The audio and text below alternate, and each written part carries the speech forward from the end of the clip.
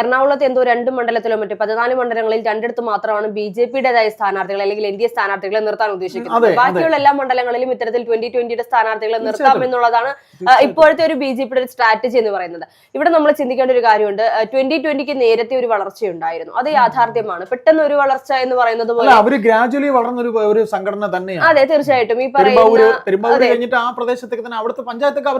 അതെ. അപ്പോൾ പക്ഷേ ഈ കഴിഞ്ഞ തദ്ദേശ തെരഞ്ഞെടുപ്പിൽ അത് കുറച്ചൊരു ഇടിവ് സംഭവിച്ചോ എന്നുള്ളത് സംശയമാണ്.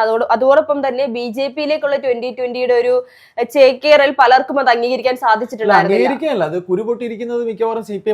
അല്ല, ഈ 2020-ക്കകത്ത് ഉണ്ടായിരുന്ന പലരും 2020 വിട്ട് കോൺഗ്രസിലേക്കും CPM-ലേക്കും പോകുന്ന ഒരു സാഹചര്യം നമ്മൾ പറയുന്ന പോലെയൊന്നുമല്ല, ഒരുപാട് പേരൊന്നും പോയിട്ടൊന്നുമില്ല. പക്ഷെ ഒരു പരിധിയിലധികം 2020 എന്ന് പറയുന്ന അത്രത്തോളം വലിയ സംഘടനാ ശക്തിയുള്ള ഒരു പാർട്ടിയൊന്നും അല്ല. പക്ഷെ അതിൽ നിന്നും എറണാകുളം ജില്ലയിൽ അറിയാമെന്നുള്ള ഒരു അല്ലെങ്കിൽ അവർക്ക് അവരുടെ ഒരു ബേസ് എറണാകുളത്ത് ഉണ്ടാക്കാൻ സാധിച്ചിട്ടുണ്ട്. കേരളം ഒട്ടാകെ അവർക്ക് ആകണമെന്നായിരുന്നു അവരുടെ ആഗ്രഹം എന്ന് പലപ്പോഴായി സാബു ജേക്കബ് പറഞ്ഞിട്ടുമുണ്ട്.